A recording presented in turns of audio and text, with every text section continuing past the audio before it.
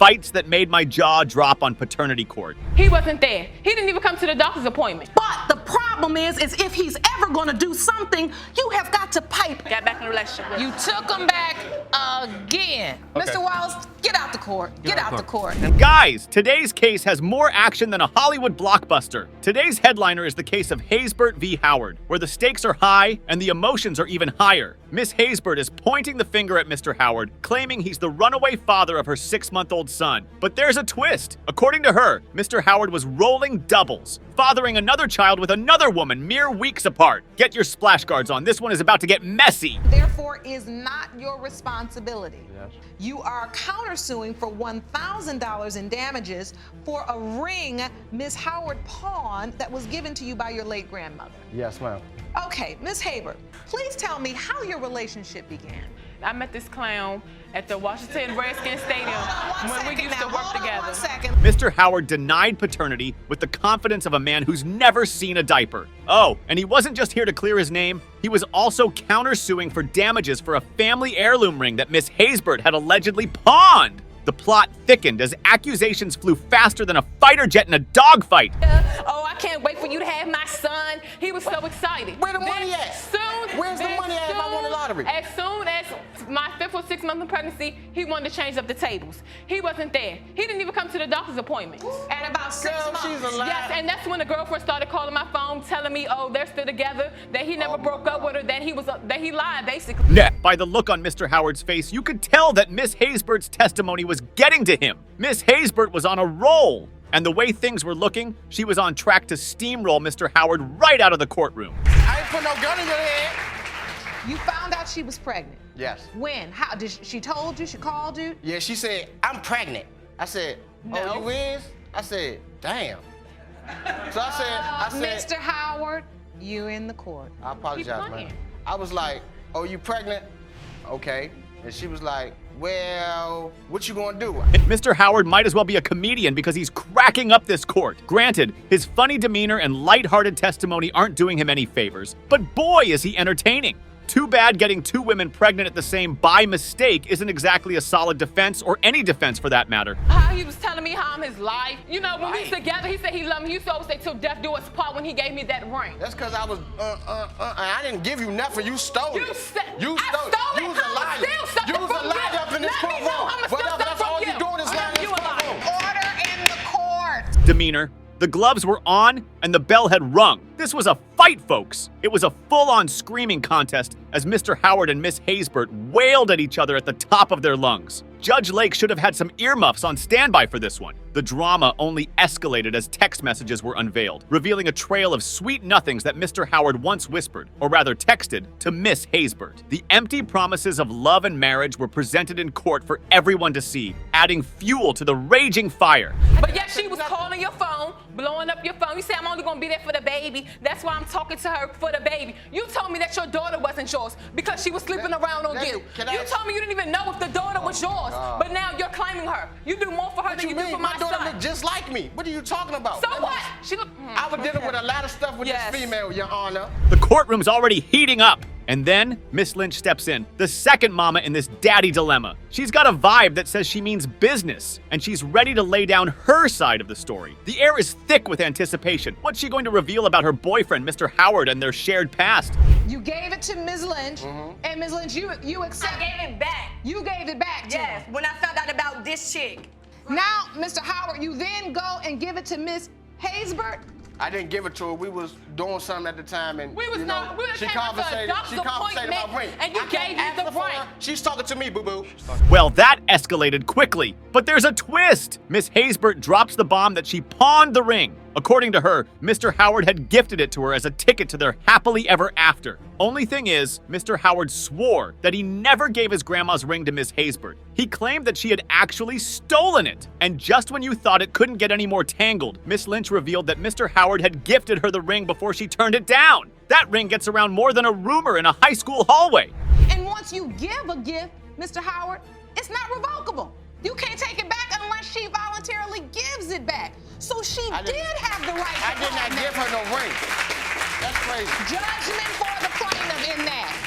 Moving on to the DNA.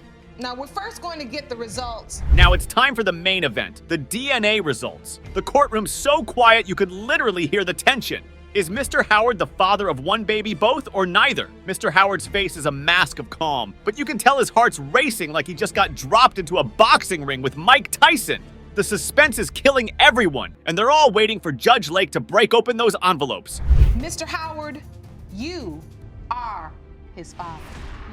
To death do us pop, boo. All right, I'ma so be a it is man. what it is. I'ma be a Don't man. call my phone. Don't I'ma have be that a man. little wench over I'ma there be a call my man. phone I'ma or be touch a my man. phone. You will never see him. I'ma be a Never. man.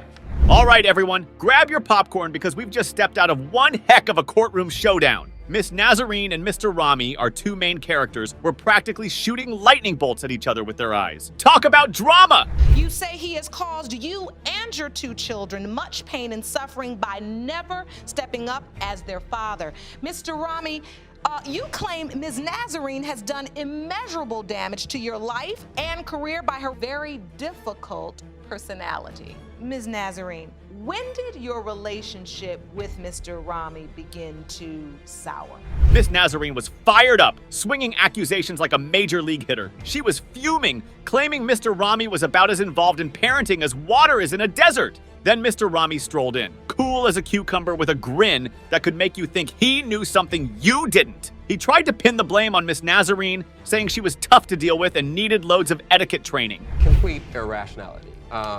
The decision to be overtly angry, volatile, and violent for things that I consider to be less than important. Like rape.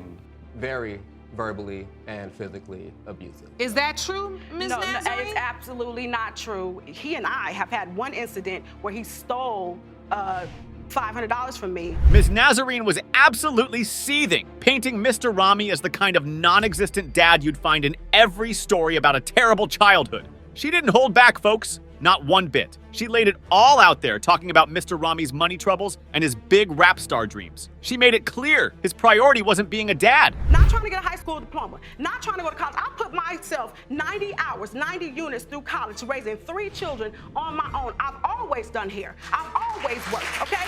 This man does nothing. Mr. Rami, is any part of this that she's saying true? The fact that we might have some children together and that we spend a short period of time enjoying each other's company. Okay, things were heating up now. Mr. Rami wasn't about to be outdone. He stood tall, defending his role as a father, saying he always chipped in with the occasional $100 when he had a job. He also built up his own offense, trying to make it seem like Miss Nazarene moving to a different state was the real problem here. Trying to make me lose my youth because you're a deadbeat. I'm ready to smash you monsters. Your family does not care about us because we're too black-skinned. You have to be a big, fat, yellow hoe to get love And I mean it. and care. And that's the truth. Ms. Nazarene, those words were pretty harsh. And I meant every one of them. Weren't they in reference to? Then boom! We got hit with Miss Nazarene's texts, and guys, they were explosive! The crowd couldn't believe it. The judge was taken aback, and Mr. Rami felt vindicated. He had started to turn the tables, and his accusations of Miss Nazarene being a hothead and a hard person to deal with were starting to look more and more believable. The court is trying to tell you right now that it's okay to just say, that hurt me. If they needed to bury this child, well, fine, then you deal with him on the level of your children on a different day. But And you that's gotta what I be a did. big enough woman And that's what to I let did. the family do that. Okay, and I did. That's when the judge switched into shrink mode, her words like an extinguisher on the fiery Miss Nazarene. Judge Lake recognized that Ms. Nazarene was only being aggressive to Mr. Rami out of hurt. She pleaded with Miss Nazarene to put a lid on the anger, to maybe, just maybe, give Mr. Rami a sliver of a chance, all for the sake of the kids caught in the middle of this tornado. You're so cavalier. As we speak about little people that you have made, Oh, I've never tried to act like I was anything other than what I am, which is... what are you? A loser. No, I'm being honest. He And says a he's deadbeat. being, I want him to tell me. I am a writer. And so am I. And I still do hair, and I still work. She made her decision to be with me with that information. Really? Okay. Now it was Mr. Rami's turn in the hot seat. The tension was so thick, you'd need a chainsaw to cut through it. Everyone was waiting, holding their breath for what he'd say next. But guess what? The judge didn't lay down the law like we thought she would. Nope, she went for the heart-to-heart talk instead, telling both Mr. Rami and Miss Nazarene to put the kids first, no matter how much they can't stand each other. You're saying in this room, if you don't think think she took care of her kids by herself? Turn around. Turn around. Who's raising their hand? Nobody, because everybody in this room knows he didn't do anything. But the problem is if he's ever going to do something, you have got to pipe down enough to receive it. Can I say this in my own defense? Yeah. Let me say something in my own defense. We know you did in my own defense. And finally, everything came to a climax. Miss Nazarene just had a full-on argument with Judge Lake over her attitude. Judge Lake had already seen and agreed with Mr. Rami's statement that she was a difficult person to deal with, but nobody knew she would experience it too.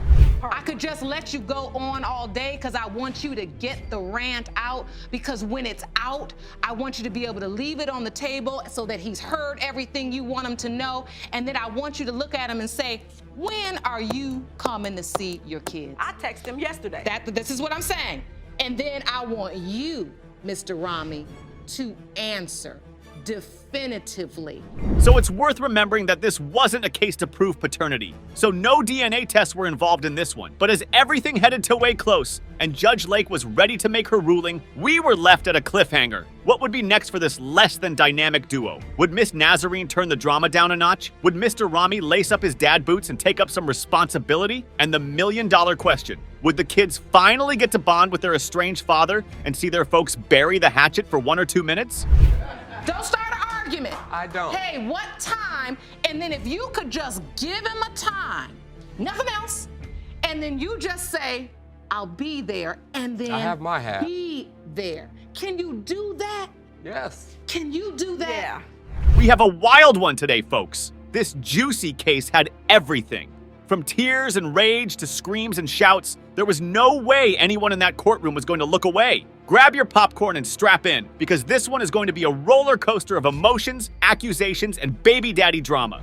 Ms. Austin, you say you are here today to defend your reputation and prove that Mr. Wallace is the father of your child. You argue that you do not owe Ms. Reed anything and she needs to move on with her life and pay her own bills. Yes, Your Honor. All right. Ms. Reed, how did you find out about Ms. Austin? Okay, Your Honor, I found out about Mrs. Austin. One day I came in from the hospital from having my second child. So let's set the stage. In the plaintiff's corner, we've got Miss Reed, the wife who's been through the ringer. On the defendant's side, there's Miss Austin, the girlfriend who's caught up in a love triangle that's more twisted than a pretzel. And in case you were wondering where the real orchestrator of this mess is, smack dab in the middle is Mr. Wallace, the man who's playing the field like it's the World Series. To break up with someone. Okay. But I forgave him again, knowing it was wrong, and got back in a relationship with him. You took him back again. Yes. You then married him. Yes. Okay. Now, Ms. Austin, how did you get involved with a married man? We hear it may have started before the marriage and continued. The drama ensues. When Miss Reed spills the tea on how she found out about Mr. Wallace and Ms. Austin's affair, she'd just come home from the hospital with their second child when she picked up Mr. Wallace's phone, and surprise, surprise, it's Miss Austin on the line, claiming to be her husband's girlfriend. What a day that must have been. Fast forward, and Miss Reed forgives Mr. Wallace not just once, but twice. She even married the guy. Ryan would never came to me if Dominique was Miss Reed was taking care of home, right? So what you're saying actually is that you didn't have any regret or remorse about it because you felt like if she was handling her business, he wouldn't be over talking to you. Right.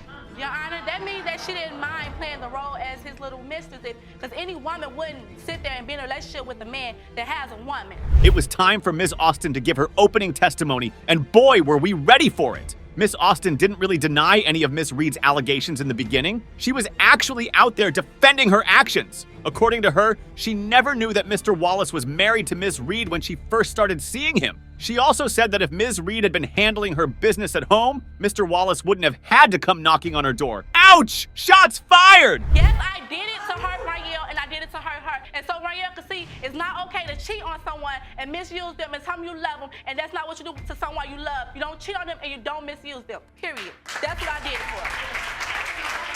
Well, all right. Well, I think we need to see who these women are fighting over.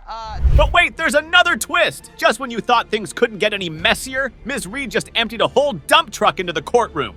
Turns out, Ms. Reed has a pretty good reason why she doubts the paternity of Ms. Austin's baby. Apparently, there's another man in the mix, and he's not just any guy. He's Miss Austin's ex and Miss Reed's revenge fling. Yes, people, we can't make this stuff up. It's a lot like a busy soap opera, but the thing is, no one here is acting. Why did you constantly, every time I got off work, was there, and you could have left and went home to your mother, your sister, or whoever the case may be? Your Honor, She says you kept coming back to her, Mr. Wallace, over and over again. That's And my she question. said that you were spending Miss Austin's money that she was sending to you To go on to her. her. Correct. And yes. Everybody's laughing.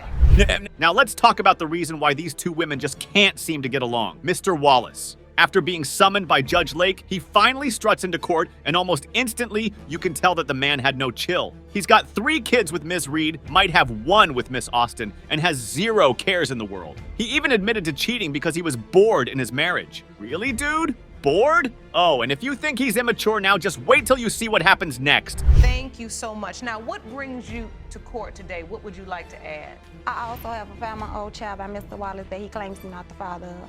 You also have a 5-month-old child that you say was fathered by Mr. Wallace, but he's denying that child as well. Yes. Hold on 1 second. Just 1 second. We're going to get down to the bottom of this, but first, Told you we weren't done yet. Another woman, Miss Roberts, steps into the courtroom, claiming she also has a 5-month-old baby with Mr. Wallace. That's right, 2 women with 5-month-old babies, both potentially fathered by the same guy. This wasn't just messy, it was a full-blown disaster. But with this case unraveling and expanding at light speed, Judge Lake opted to deal with Ms. Reed and Ms. Austin before focusing on the new arrival. Ms. Roberts! it's very interesting to me. See, I get this situation. It's a lot of immaturity here. There are children here that need you all to grow up. Chosen to bring children into this world, now you need to live up to it. I want you all to get it together.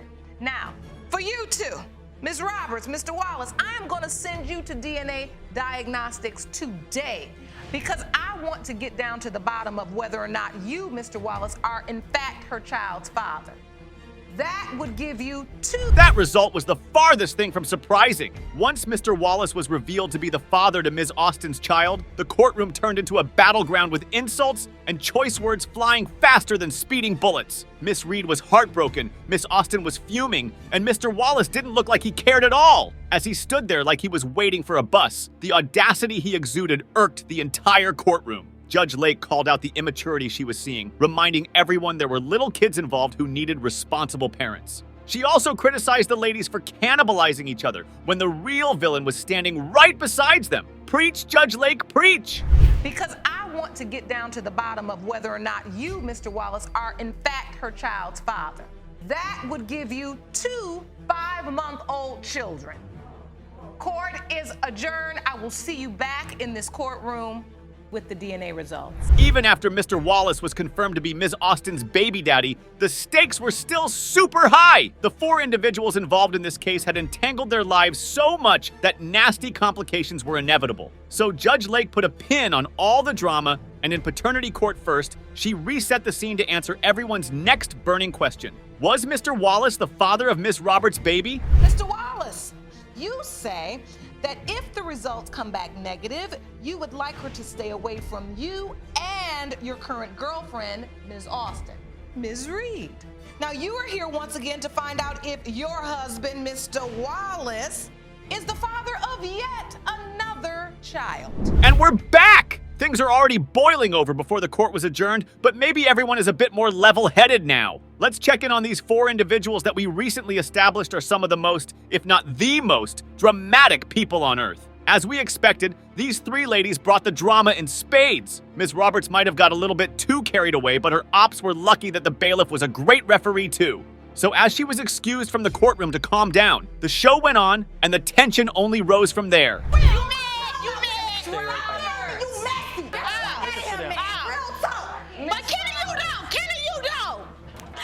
Wallace. You don't have to go through, Judge. Mr. Wallace, you know what? This is a sad state of affairs to see 3 beautiful young women act a fool over you.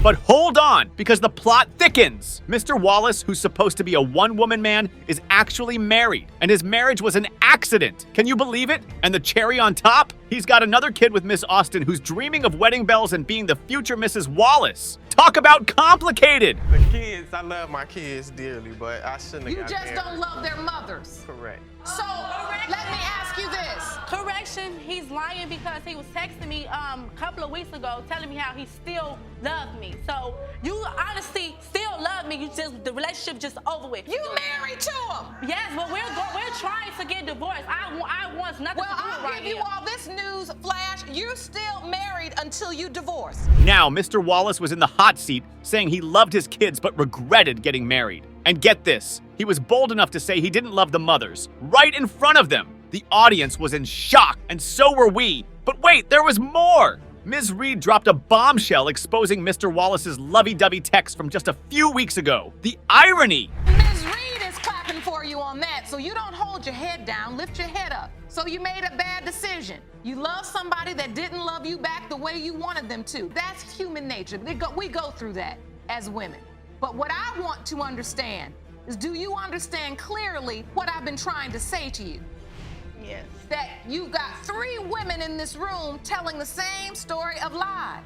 Judge Lake was on fire, grilling Mr. Wallace like a BBQ on the 4th of July, and the crowd was eating it up. Applause, gasps, and drama were the flavors of the day, and we were there for every single bite. Then, in a jaw-dropping twist, Mr. Wallace admitted to cheating with 4 other women. And if you needed any more clarification, that's 4 women excluding the 3 who were present for this case. And that was before he even took the lie detector test. Miss Austin's dreams of being Mr. Wallace's fiancée were crumbling, and we were watching the train wreck in slow motion. You understand me? No. You want to go out of here?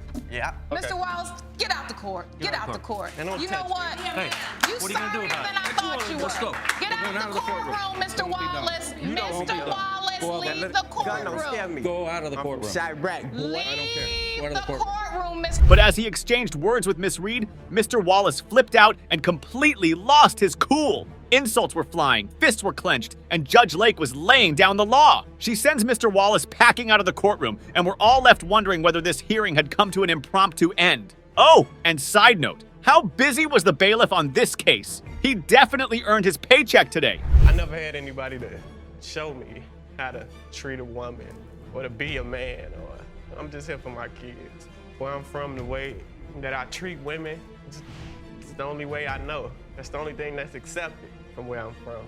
Just need help just need help. And that's why you're here. What do you want from this? Because, let's be honest, you didn't have to come. And just when we thought it was all over, Mr. Wallace came back into the courtroom. He had tears streaming down his face, apologizing profusely for his actions and opening up about his painful past. It was a moment of raw emotion, and even Judge Lake offered her support. Could this have been the turning point we'd been waiting for? Because when you say to me, I've never learned how to treat a woman or how to be in a relationship, that's the truth, and that's what this courtroom is about. Sometimes you got to lay it on the line, because when you tell the truth, that's where people know where to meet you. I want to meet you exactly where you are. You say, Judge, I don't have a clue. So far, we'd seen multiple fights between the 3 ladies, a rage-fueled outburst by Mr. Wallace, and a complete 180-degree pivot by him, all in one sitting. We'd had our fill of courtroom shenanigans, but there's always room for more tea. So the courtroom went silent as Judge Lake prepared to reveal the DNA test results. Would Mr. Wallace be the father to Miss Roberts' child? Mr. Wallace, you are the father. I gotta go. For like the past 2 years, it's been going on every day. You're a great mother to my son, my other kids that I have with everybody else, and to the rest of your kids.